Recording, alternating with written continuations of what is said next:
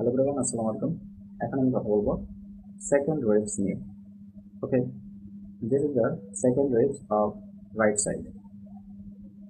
Right side কেন? কারণ হচ্ছে এটার এক্সটার্নাল সারফেস, এটা একটা টিউবারসিটি বিয়ার করবে। সেকেন্ড ওয়েভস এটা একটা অ্যাটিপিক্যাল ওয়েভস। সেকেন্ড ওয়েভসকে অ্যাটিপিক্যাল ওয়েভস বলার কারণ এটা হচ্ছে একটা স্মল হেড বিয়ার করে অ্যান্ড এটা নেক rounded. External surface is directed upwards and laterally, and internal surface is directed downwards and medially.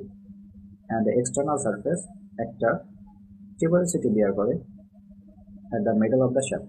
শাফটের মিডলে একটা টিউবারোসিটি এটা কন্টেইন করে, অ্যান্ড টিউবারোসিটি থেকে এটা পোস্টেরিয়রলি একটা লাইন চলে আসে। এই পোস্টেরিয়র লাইন এটা টিউবারকল পর্যন্ত চলে আসে। ওকে, এখন আসি attachment. The tuberosity gives attachment lower part of first digitation and second digitation of serratus anterior muscle. And একটা লাইন যেটা পোস্টেরিয়রলি চলে গেল সেটার ইন ফ্রন্টে অ্যাটাচমেন্ট থাকবে হচ্ছে স্ক্যালেনাস পোস্টেরিয়র মাসল, অ্যান্ড বিহাইন্ডে থাকবে স্যারাটাস পোস্টেরিয়র সুপিরিয়র মাসলের attachment. Okay, and inner surface it is smooth, and posteriorly it bears a small costal groove, and posteriorly it bears a small costal groove. Except the costal groove, the internal surface is covered by costal pleura and endothoracic fascia.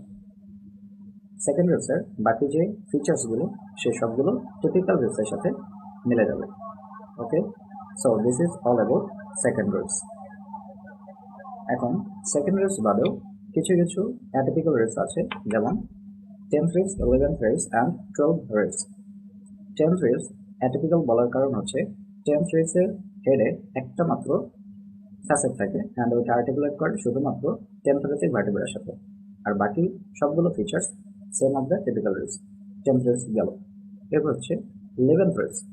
11th waves এর ক্ষেত্রে একটা facet থাকবে which articulates with only 11th thoracic vertebra, and এটার নেক এবং tubercle যে কোনো একটা থাকতে পারে অথবা নাও পারে, আর বাকি সবগুলো ফিচার্স টিপিক্যাল ওয়েভসের মতো।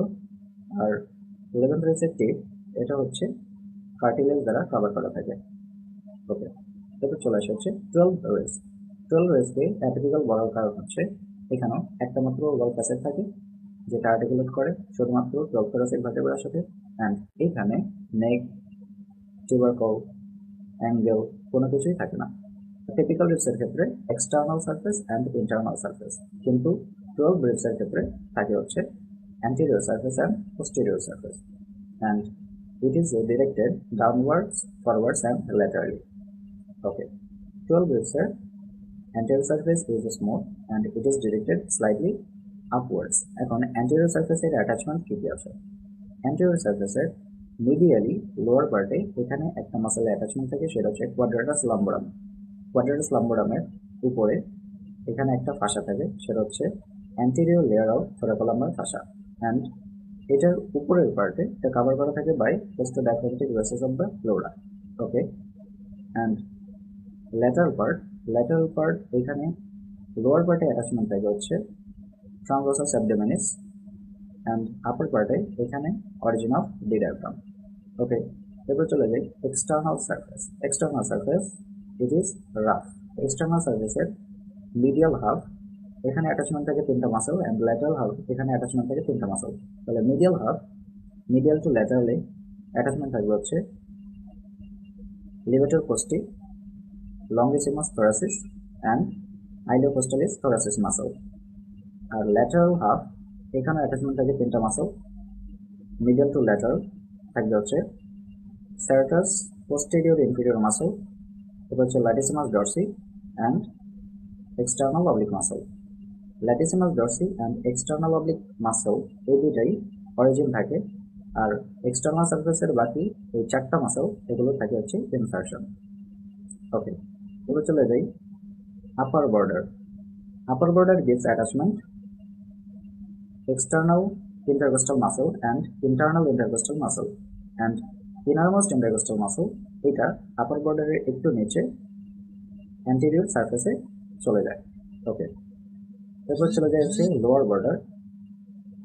lower border gives attachment middle layer of thoracolumbar fascia, and quadratus lumborum এটার laterally এখানে অ্যাটাচমেন্ট থাকে হচ্ছে posterior layer of thoracolumbar fascia আর থাকে হচ্ছে lateral arcuate ligament. ওকে, আরেকটা লিগামেন্টের অ্যাটাচমেন্ট থাকে হচ্ছে ট্রান্সভার্স ফেসিস অফ দ্য ফার্স্ট লাম্বার ভার্টেব্রা থেকে lower border of the 12 ribs এটার হেডের কাছাকাছি এখানে অ্যাটাচমেন্ট থাকে হচ্ছে লাম্বোকোস্টাল লিগামেন্ট। ওকে, এরপর 12 ribs এর দুইটা স্পেশাল ফিচার্স আছে, সেগুলো হচ্ছে কোস্টোভার্টিব্রাল অ্যাঙ্গেল আর একটা হচ্ছে রেনাল অ্যাঙ্গেল। এখন কোস্টোভার্টিব্রাল অ্যাঙ্গেল এটা কোনটা?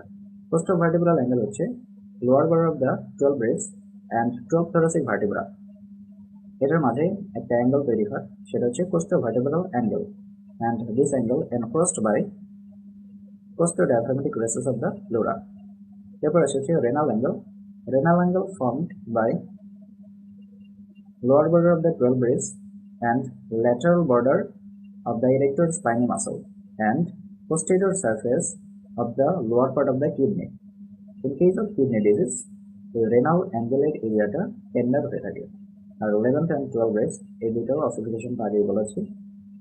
একটা ossification centre primary ossification centre থেকে ফর দ্য শাফট অ্যান্ড আরেকটা সেকেন্ডারি অসিফিকেশন সেন্টার থেকে ফর দ্য টেন্থ।